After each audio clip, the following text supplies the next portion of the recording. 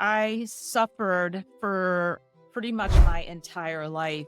Anyone listening thinks for a second that this thing is actually not a true addiction, then you got to really think long and hard. I am an optometric physician, so I've been an eye doctor for about 33 years now.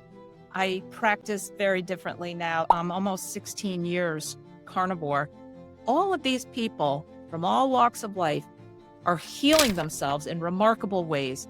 What does it feel like for you when someone comes to you and says that they've found healing through the information you shared with them? That's indescribable. Having people come up and say, "You've really helped change my life." It's just a beautiful thing. We're really headed for trouble unless we can really wake up humanity. Have you had any heart attacks in this last 16 years? Has it been sustainable, maintainable? Have you had any big issues throughout the 16 years?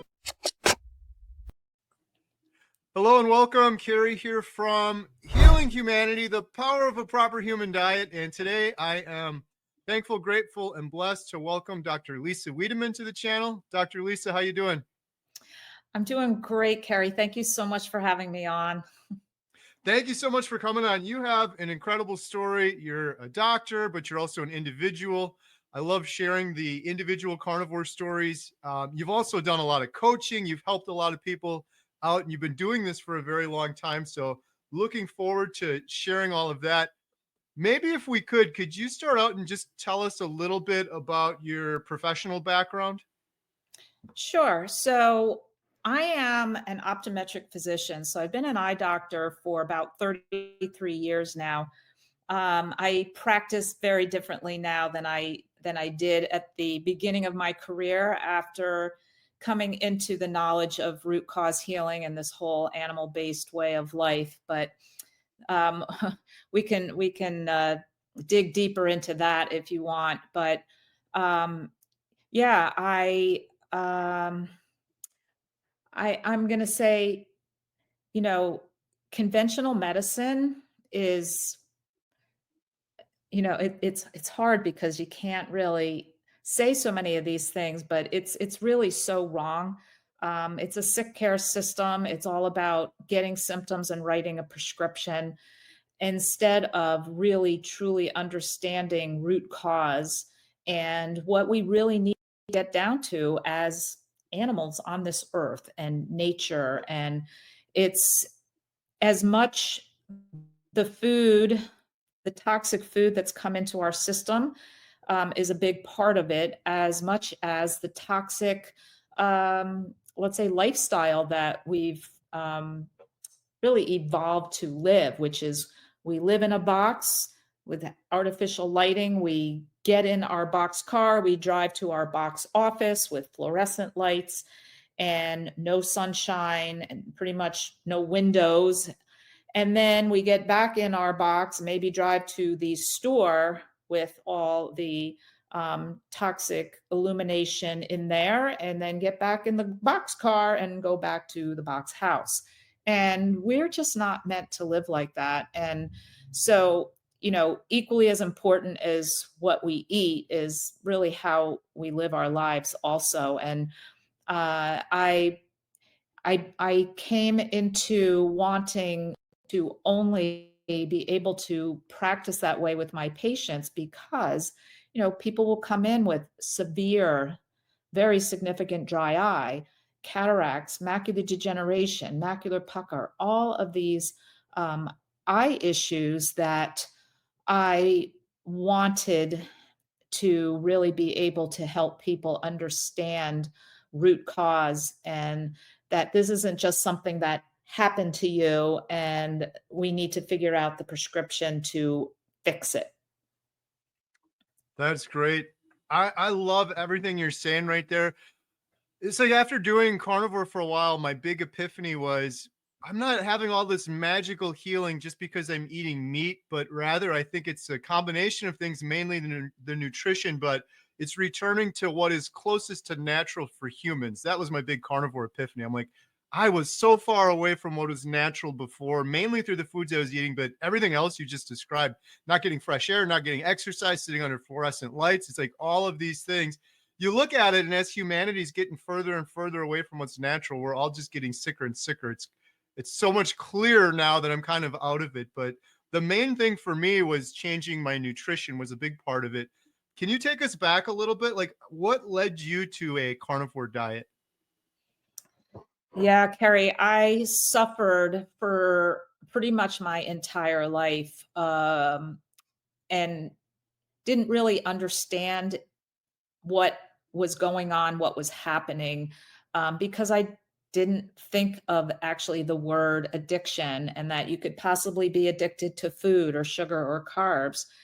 And I like to say I think it started way back at probably 7 years old when I think that was when I received an easy bake oven for my birthday and realized I could bake a cake with a light bulb. And it proceeded on to jumping on my bike with my friends and riding down to Five and Dime and spending every last penny on bazooka and Jolly Ranchers and everlasting gobstoppers and pixie sticks and you name it, right? And then realizing as time went on that I wanted seconds when my mom made lasagna, and was always looking to see what ice creams or desserts were around.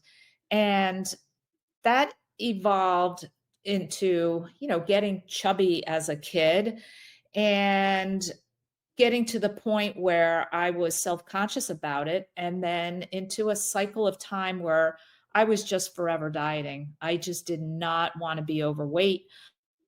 I was just, I had the calorie counting. It was a paperback book this thick, and, seeing how many calories went everything. And back then it was the low fat message and the margarine instead of butter message. And, I was eating rice cakes and salads and trying the cabbage soup diet and, you name it.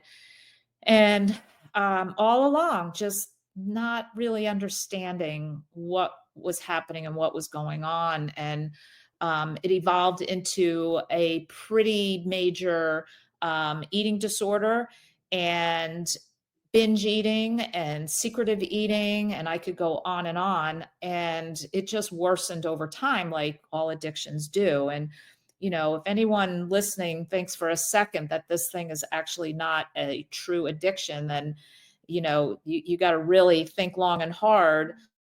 If it's not, then you have to understand that you understand what's healthy to eat. You understand what is harmful to eat. And you have 100% of control at any moment to decide what's going in your mouth. Is it leading to health or harm? And the fact that people continually, and I call it slip into carb ditch, what are we doing, right? You're good and you diet and you lose weight. Then next thing you know, you're putting it all back on.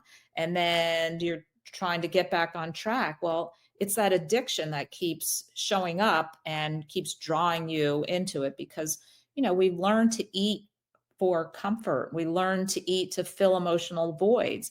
We learn to eat to be rewarded or to procrastinate or to numb ourselves from anxiety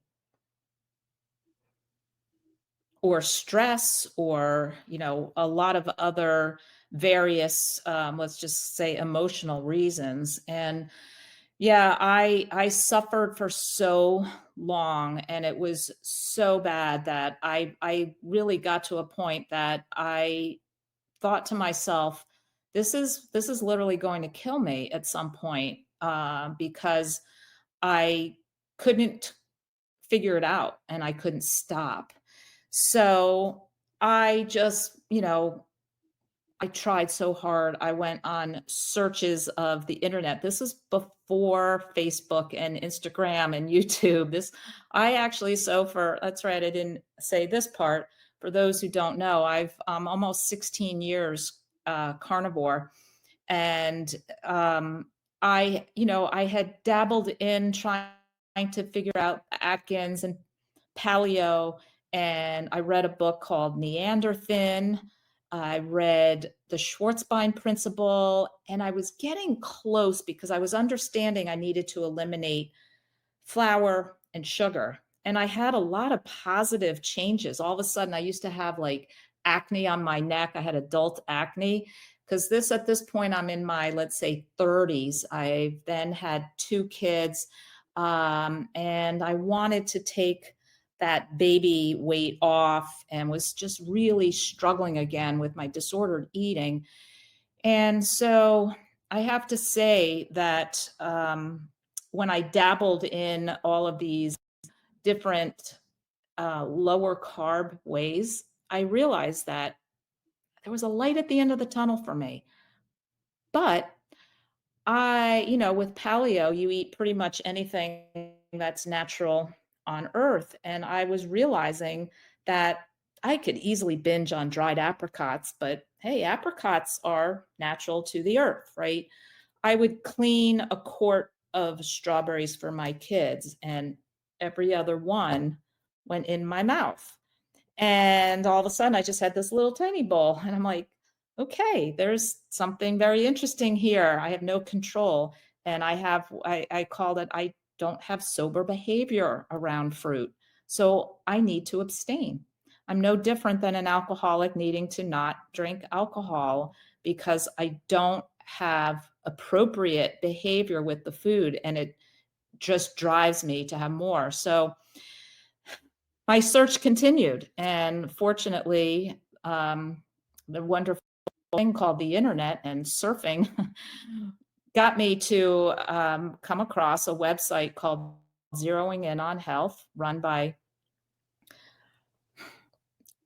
Charles Washington, and it was this crazy little group of people that I came across, and I you could read in these little journals on this little forum, and I was like, wow, these people are only eating meat and drinking water. This is a little crazy. And all these different people, there might have been about at the time 40 or 50 in there, and they were writing, and you could read other people's journals and comment in it, plus write on your own. And people were resolving diabetes and skin issues and gut issues and depression and arthritis. And there was two women, two specific journals that I was riveted reading because they talked about how they resolved themselves of their eating disorder. And that was March 8th of 2009. And I jumped in March 9th, 2009, was day one of eating this crazy, what I thought at the time was absolutely insane. But what do I have to lose? So that's really my story, Carrie. And I just figured, you know what?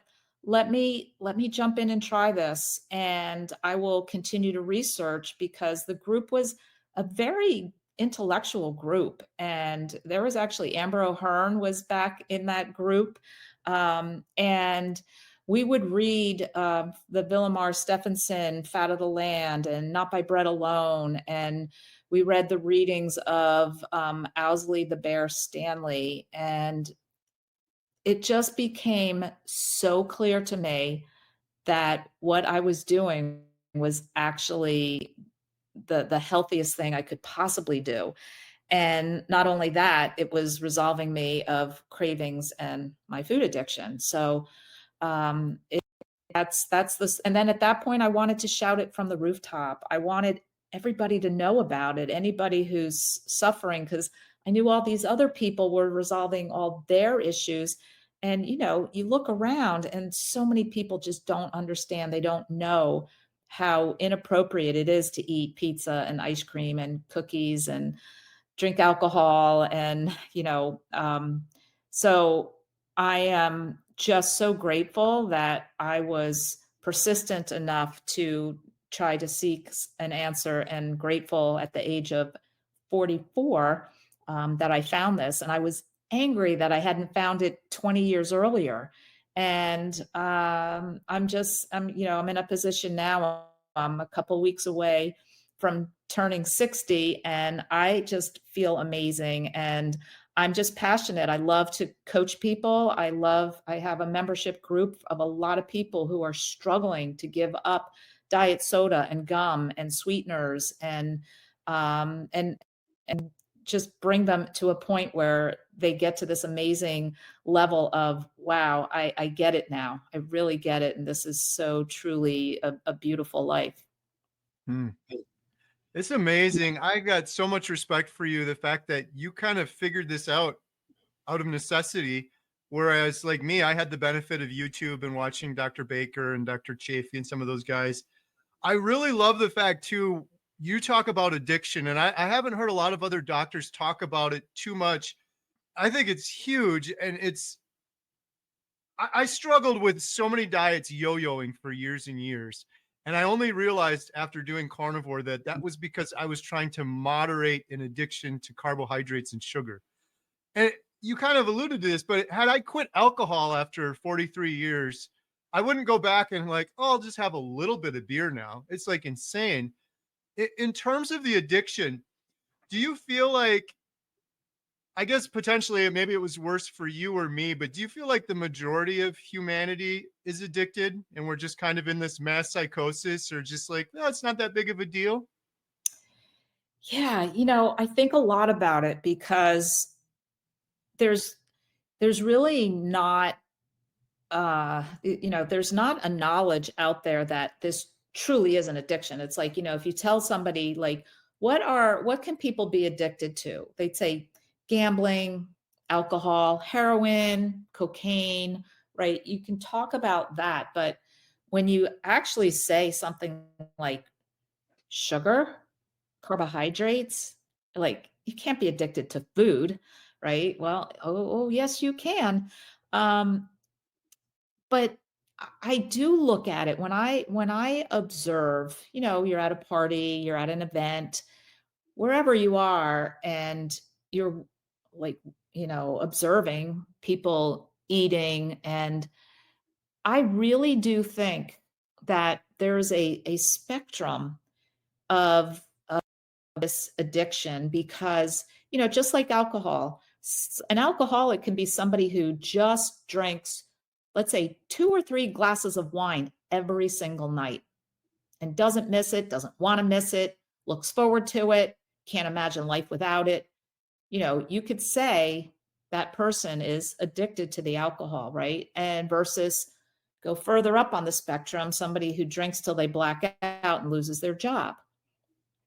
So I think with the food addiction, there has to be an understanding of that term abstinence, and it's very hard for people unless you have a very dire reason. It's hard for people to say, "Wait, I'm not going to eat ice cream for the rest of my life or chocolate? What do you mean? That's crazy because clearly it's not that harmful. People eat it all the time. And but it's really not until somebody understands that and that for any addict, just like you said, you don't say to a alcoholic, well, you can have your drink. You can have, let's say, a champagne toast on New Year's, and oh well, I'm going to a wedding in the month after that, so of course I'll have a little then too, and on, and then next thing you know, they're you know face flat right into their addiction. So yeah, I am one who talks a lot about the addiction side of it because I said, "You know what, Carrie, if this was so easy, if we just tell people, you listen to Dr. Berry, Dr. Chafee, Dr. O'Mara, Dr. Kiltz, me, you listen, and now you're such a representative of how amazing this can be, right? So you listen to all of us, right? And you understand, wow, I'm really understanding how and why that fatty meat, seafood, and eggs are so healthy. And kale and spinach just don't really have all they were cracked not all they were cracked up to be. So, all right, you understand that you've conceptualized that knowledge, right? All right. Well, then why, if that were the case, if people were to learn what's the appropriate diet, then that should be easy. We should all have six-pack abs, be metabolically healthy. All of us, right? Because it would just be easy. Oh, I don't eat any of that. Bread, chips, nuts, cookies, chocolate, all of it. Peanut butter, like off the table, right? If it was so easy to do that, there would be no problem. But how many times you always hear about the yo-yo dieting, right? You always hear about people who, oh, I've lost and gained 100 pounds 3 times, right? There's all of those stories. And so you really have to pay attention to that and realize the reason behind that. Right. Yeah, when you look at this through the lens of addiction too, it becomes more disturbing what we're doing to this next generation, the children, basically getting them addicted as well. Cereal boxes with cartoon characters on them. And I really think we're going to look back 20, 30 years from now, hopefully sooner, and just say, what the heck were we doing? This next generation, it's crazy. They're getting sicker and sicker. I often think about that because I was so sick and 100 pounds heavier than I am right now, depression, anxiety, all of these issues. And I ate pretty bad, but this next generation of kids, it's like way worse. I was eating processed food. They're eating ultra processed food, stuff I can't even imagine. Yeah, even in like it would just always really bother me when, I'd be at my kids' soccer game on the sideline and all of that neon colored Gatorade and snacks and crap, and it's all normalized. It's all just like that's what everybody drinks and eats. And yeah, I think we're really headed for trouble unless we can really wake up humanity. Right. So you've been doing this for 16 years, which is incredible. I don't know anyone. I don't think I know anyone that's been doing carnivore much longer than you have. Has it been sustainable, maintainable? Have you had any big issues throughout the 16 years? You know, I've looked back at the beginning and I was just so motivated and so excited to have quote unquote found an answer that it was very simple at that point. And then I started realizing there was a lot of social pressure, a lot of triggers, a lot of temptations, a lot of memories of past traditions, a lot of people at a certain point when, I like to talk about it if somebody expressed an interest, but I could tell pretty quickly if somebody was just in disbelief and wanted to rile me up and say, "You can't possibly think this is healthy for your heart, right? What's your cholesterol?" And, all well and good until you have a heart attack, right? And all of those kind of things make it difficult because there's that side of you that says, well, maybe it's okay for me to be metabolically flexible and have something else. There's all sorts of ways that our little addictive ditch demon tries to get us to start eating again. But I stayed strong because I felt that, how they say one bite is too many and 1,000 is never enough. And I started learning how to gently and nicely talk to these what I call naysayers. And when somebody was saying, certainly you realize you're going to have a heart attack, but I guess depends on, and so why not, why are you doing this? And I'd say, thank you so much for your concern, but I've never felt better. And there's certain things that make those social situations a little easier. And one of them too is thinking about how you don't really realize it, but people aren't really paying attention to what's on your plate. And it's a bigger deal in your mind than it is actually in the situation. But it's also important to understand you do not owe anybody an excuse. And your health is way more important than anybody else's approval or opinion. And those kind of things you have to remind yourself of that to stay strong. Quick interruption. Did you know we have an incredible membership site for you called healinghumanity.life? We have a special offer going on right now. Learn more at the link in the description. We have courses, we have expert Q&As with the good doctors.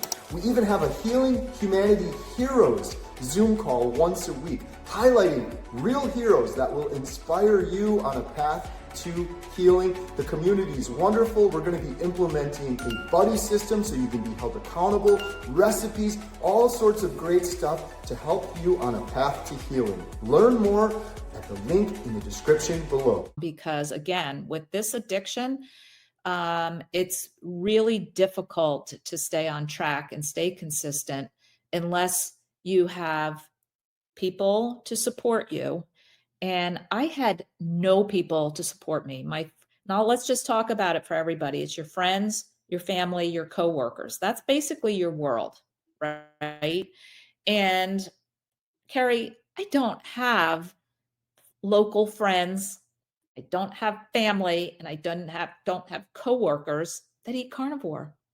What I do have is what I call this carnivore tribe, this amazing worldwide, connection of people that make it so that I'm not alone. I'm not crazy. Yes, I fly my freak flag when I'm home and people say, "What do you mean you don't eat fruit and vegetable? How do you think?" La, la, la. It's okay. I'm fine. I feel great. Um, but it is so sustainable if you surround yourself, even if it has to be virtually, with people who get it and people who are striving for optimal health just like you are. Right. I used to be more cynical on that front. Like, you just eat meat. What's so hard about that? But I was so wrong.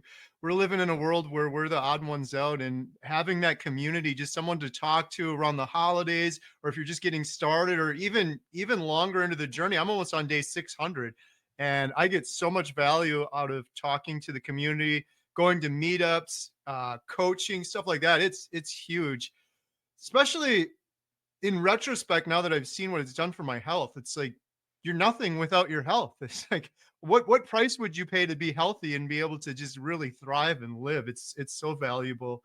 I Yeah, wanted and to ask you a little bit more about coaching because I know you do that. But before that, one other question. If you take a step back to when you started carnivore, was there sort of a turning point for you, or a kind of aha moment where you're like, this is something different than I've ever done before in terms of diets, kind of thing? Was there some memorable part of that journey for you?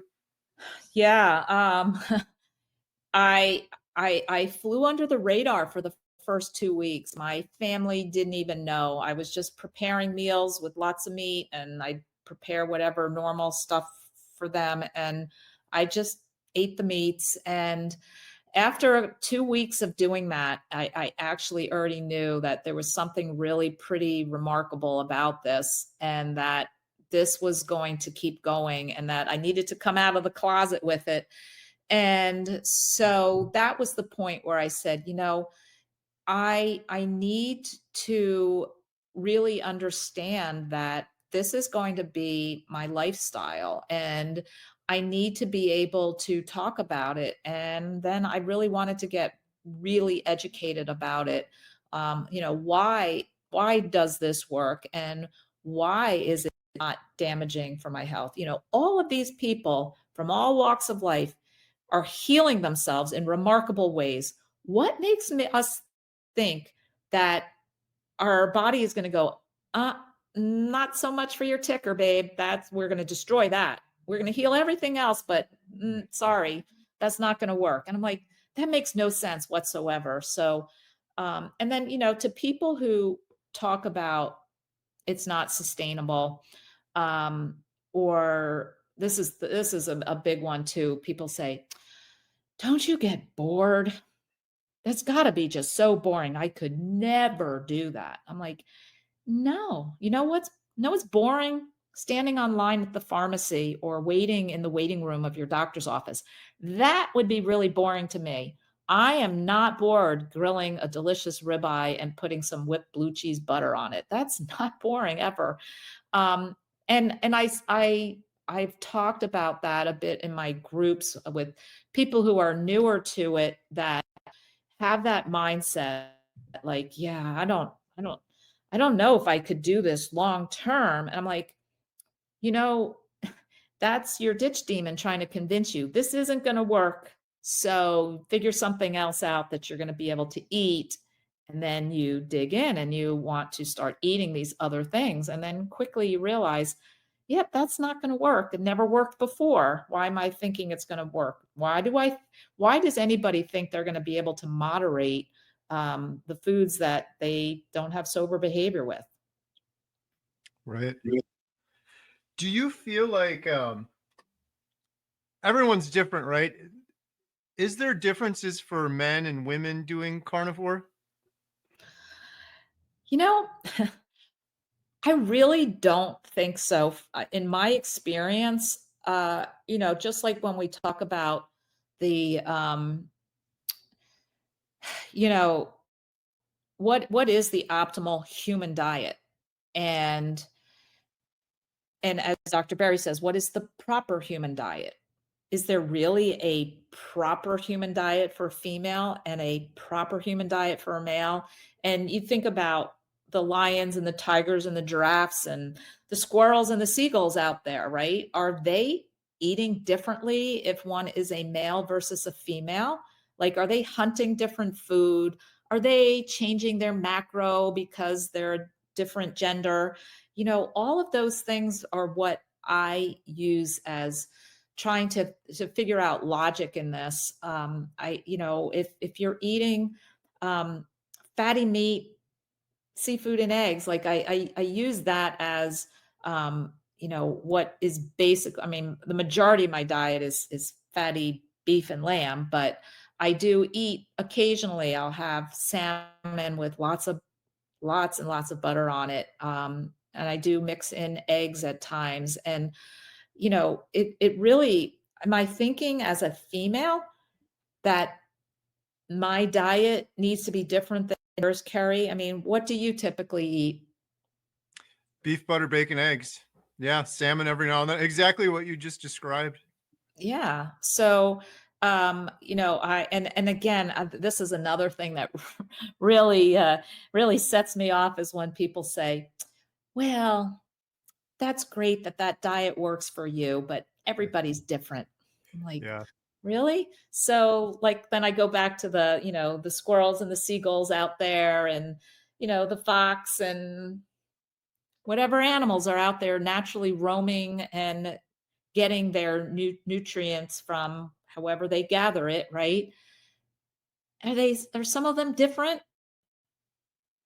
Are some of them saying, oh, well, I don't eat that stuff. I got to go down the road because not every not everybody's the same here.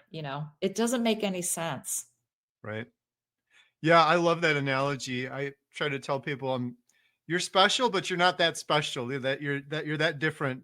Meanwhile, all those other species of animals you just mentioned are all absolutely thriving and they don't have all the issues that us humans have doing that. Um, Dr. Chafee talks about plants are trying to kill us. What are your thoughts on plants? Are they negligible at best? Are they bad for us? Are they trying to kill us? Do you have any opinions on plants and vegetables? Yeah, I've tried to spend some time looking into that topic as far as, yeah, of course, I mean, we understand spinach, kale, the oxalate issue, the phytates, the lectins, and different things like nuts. Because I always thought, of course, nuts are healthy, right? Well, guess what? They're pretty inflammatory. They're pretty high in omega 6. And some of them, like almonds, are really high in oxalates. So at what point am I picking and choosing what plant that I'm going to allow in my body? And why would I even bother if what is most nutrient dense and healthy for me and delicious is fatty meat, right? Um, so I guess when we say plants are trying to kill us, let me also carry. I can't not kind of keep going back to this as far as the addiction, but let's take a simple bag of baby carrots that I would, of course, have, for the kids to put on their plate. Nice and easy veggie to get on the plate for the kids, right? Well, guess who's eating lots of them? And guess what has a pretty high sugar content, right? And I could overeat, a batch of even something as, what we could typically think, oh God, that's not like something anybody would binge on. But you make Brussels sprouts and you roast them so they caramelize in well, of course, bacon and bacon grease is all good. Put some Parmesan on there, squeeze a little fresh lemon, and those, crispy caramelized edges of the Brussels sprouts. Next thing you know, I'm eating more than I should. And yeah, I can overeat on something as what people would be pretty think is pretty remarkable that somebody could actually overeat Brussels sprouts. But yeah, all these things and onions. How about some caramelized onions? It just triggers the dopamine and the sweet sensors, and it leads to nowhere good. So that's kind of more my take on the vegetables. And nobody eats a spinach salad just to eat the spinach. It would be the raspberry vinaigrette that has the balsamic, that has sugar. I could go on, but that's really more my angle of the don't eat those plants. That and really emphasizing the fact that they are not nutrient dense, and we do not need any vitamins, minerals, or nutrients from a plant that we can't absolutely for sure in a easier, better way get from our fatty meat. Right. Yeah, I'm with you on all those fronts. And then too, when I just try to run the math, like if I'm going to eat some spinach, how much am I getting out of the spinach versus the amount of energy it takes my digestive system to process that? And then on top of it, the oxalates, the pesticides, the glyphosate, all of that. It's like you run the math on it, it just doesn't make any sense from my perspective, anyways. But one of the other questions I had for you, so you've been doing this for 16 years. I'm coming up on 600 days. And similar to, it sounds like you, a lot of people, oh, that's great. This is working for you now, but you're going to have a massive heart attack. You're going to clog your arteries. I want to see your blood work, your cholesterol numbers. Can you share a little bit about that? Have you had any heart attacks in this last 16 years? Have you had any issues? Is your blood work, stuff like that looked okay? Yeah. So at the beginning, and being a medical professional and wanting to be cautious and being skeptical 16 years ago about this whole thing, I was really good about going in and getting blood drawn every year, and every year it was fine. And Carrie, it got to the point where there's a kind of like an aha moment of I don't need the medical system. I don't need to have blood drawn. I like all these animals out there having their blood drawn. If I feel confident that I am eating the appropriate, optimal, proper human diet, why do I have to keep running these numbers? Am I expecting my body to go into a disease state eating meat, beef, butter, bacon, and eggs, right? Um, and some sardines, which I really think are pretty darn healthy. I'm not a fan of them though, but salmon, different things that are really optimal to eat. Um, I didn't feel the necessity to go to the doctor anymore unless I break a bone, or get in a car crash kind of thing. Uh, So, but yes, I have, I'm going to say, I think 2 years ago, I did blood work again and all comes back good. Um, my my triglycerides are great, my ratios are great. I don't even remember what my total cholesterol was. I don't know, maybe 210, but between 180 and 280 total cholesterol is the lowest death rate. And we have to remember that we're being totally scammed by the whole pharmaceutical industry about those statins, and that just drives me nuts that there's such dogma out there about getting that LDL low. No, it's a higher death rate with a lower LDL. And people are so adamant that, and they're so scared. Well, my LDL is going up on carnivore. Good. It's actually supposed to, and that's actually good. If you think all these other things are going great, because they'll say, oh, my inflammation's coming down and my joints don't ache and my skin tags went away and my A1C is normal and blah, blah, blah. But my LDL went up a little and my doctor's really concerned. And they actually scare the living daylights out of people. And it's so unfortunate. And if there's one thing that, I feel is um, sort of a block to this, is people not understanding the truth behind cholesterol and LDL. Cholesterol is in every cell in our body, mainly also concentrated in our brains. What makes us think that our body is going to damage us by making something that shouldn't be made? Our body makes cholesterol every single day, whether you eat it or not. You eat more of it, it makes less of it. It's a beautiful, beautiful system. And I really, when I talk in my groups, I talk a lot about um, the fact that we have to trust that our bodies are actually here to evolve. And, when we get a virus, our body spikes a fever to make it hot and make it so that the virus dies off. You cut yourself, your body, and you get bacteria, your body knows how to fight it off. It's like your body is here to keep you here. And when you get out of its way by stopping all the toxic foods, and start spending some time outdoors, your body's going to heal. And, on top of that whole cholesterol issue with the heart attack is, the next thing that really drives me crazy is, and and I'll even go into it on the eye doctor side of it, but that, we're being brainwashed to be scared to at the sun, melanoma, right? And you got to slather on that toxic sunscreen and wear a wide brim hat and stay out of the sun. And it's just the opposite of what is true.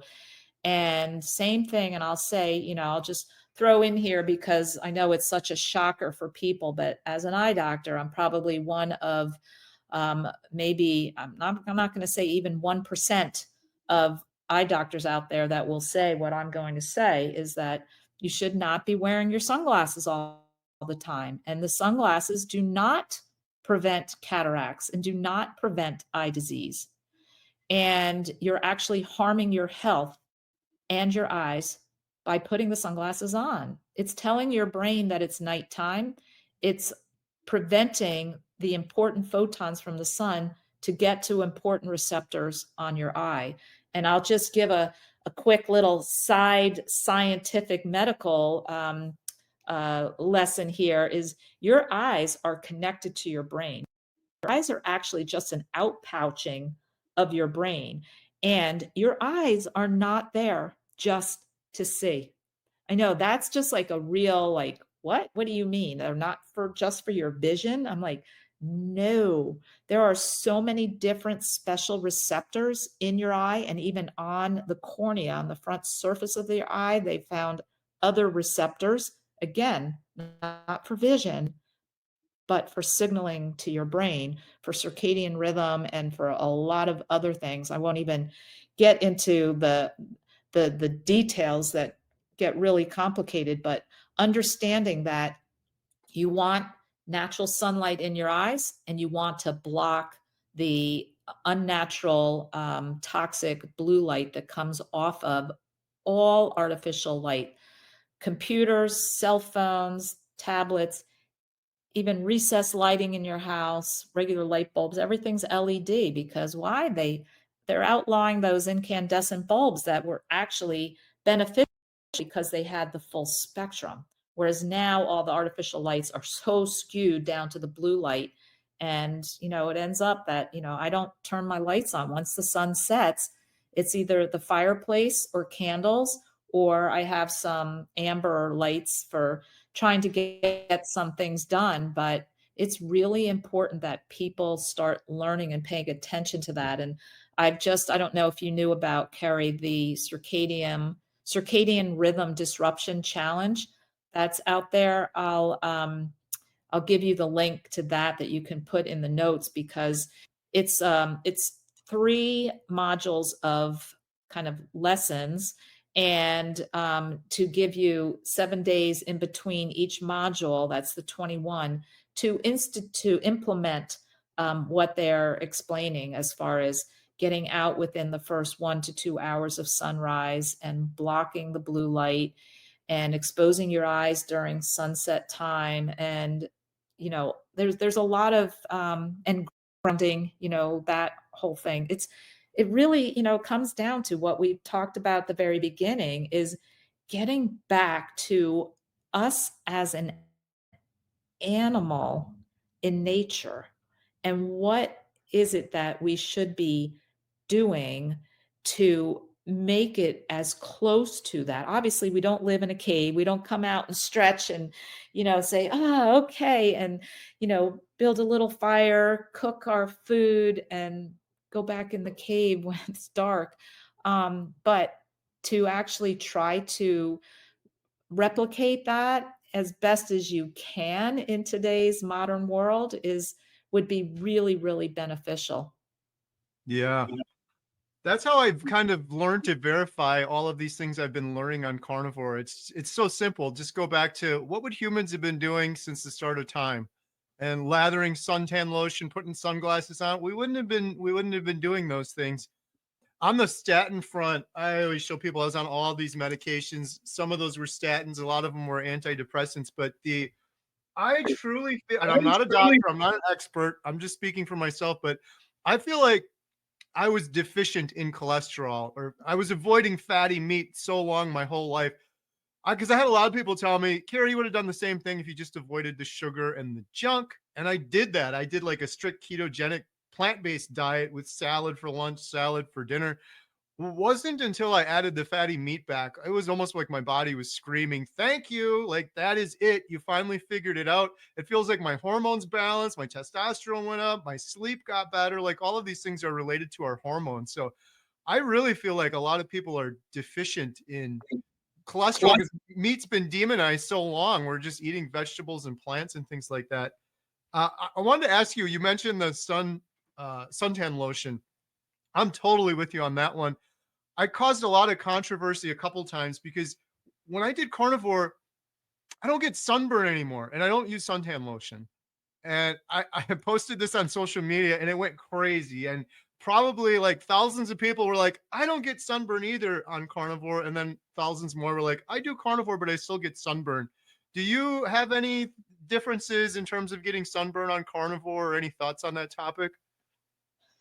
Yeah, I think, well, there's a lot of variation as far as, okay, what was somebody's prior diet like? How long have they been carnivore? Because those nasty seed oils are still in your body 4 years later. Okay, so there's that, and that's very inflammatory, and that does have an effect as far as your reaction to sun.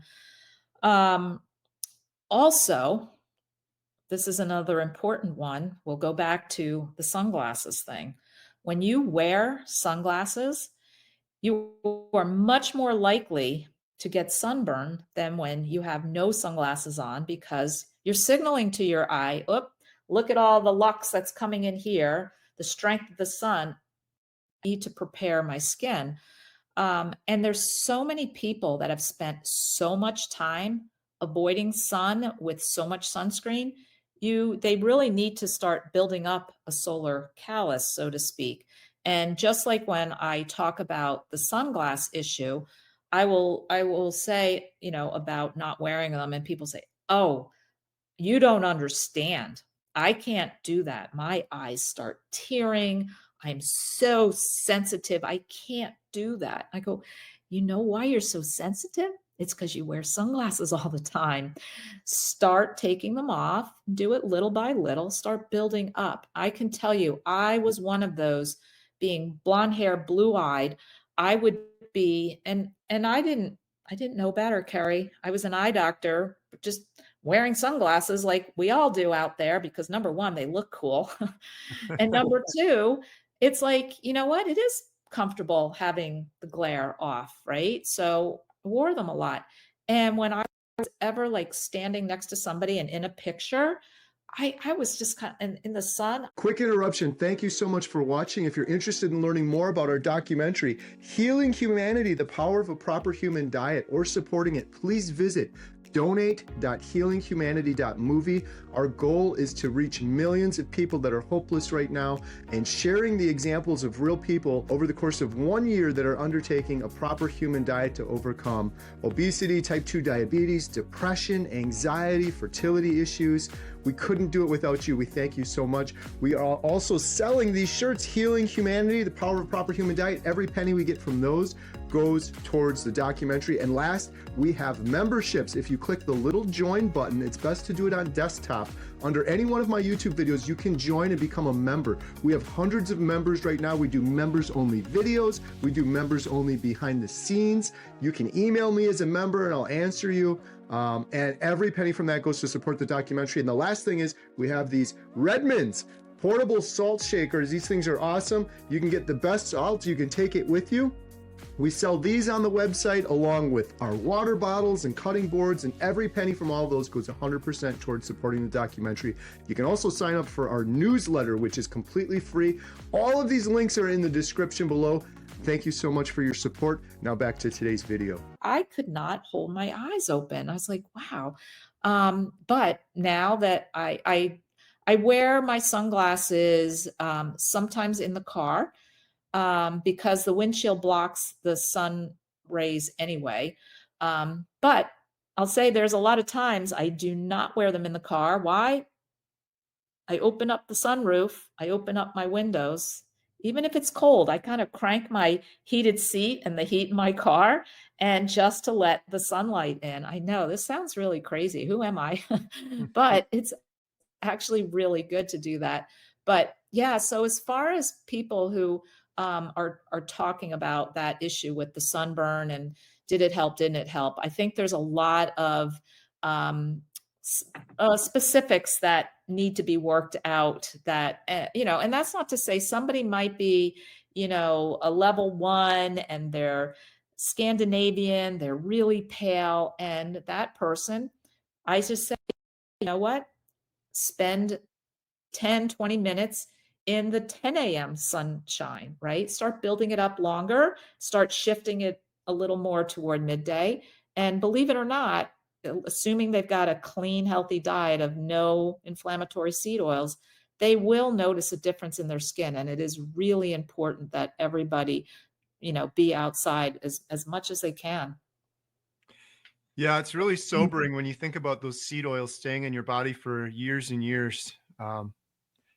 So, Dr. Lisa, you've helped a lot of people through coaching, YouTube videos, podcasts, talking about stuff. What does it feel like for you when someone comes to you and says that they've found healing through the information you shared with them? Yeah, it's indescribable. I love attending meetups and conferences and having people come up and say, "You don't understand how motivating and inspirational you are to me, and you've really helped change my life." It's just a beautiful thing. And let me just throw out here, Carrie, just because I'm so passionate to join people together. I'm hosting what I call a carb sober cruise in February, and I have already 115 people signed up. And everybody's welcome, even carb eating spouses and friends. It's just to gather people to enjoy, camaraderie and to feel normal on a vacation.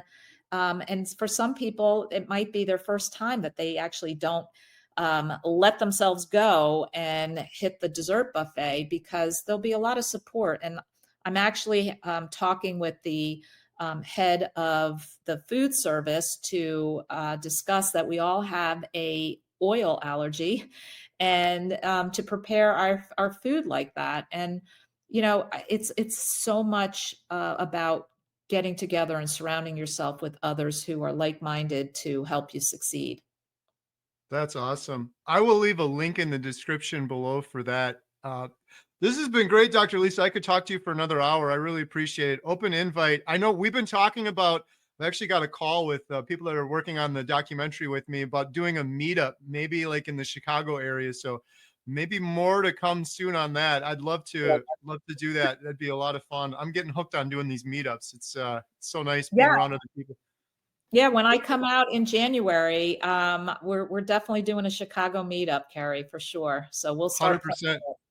Yeah, looking forward to it. And people can find you at carnivore-doctor.com. Is there anywhere else you want to shout out or mention before we Yeah, wrap up?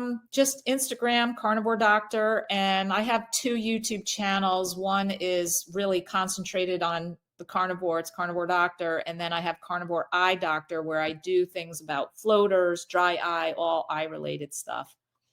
That's great. I will have links in the description for all of that. Thank you so much, Dr. Lisa. Really appreciate it. Thank you so much, Carrie. It's my pleasure. Let's do it again. Absolutely. Have a good day. You too.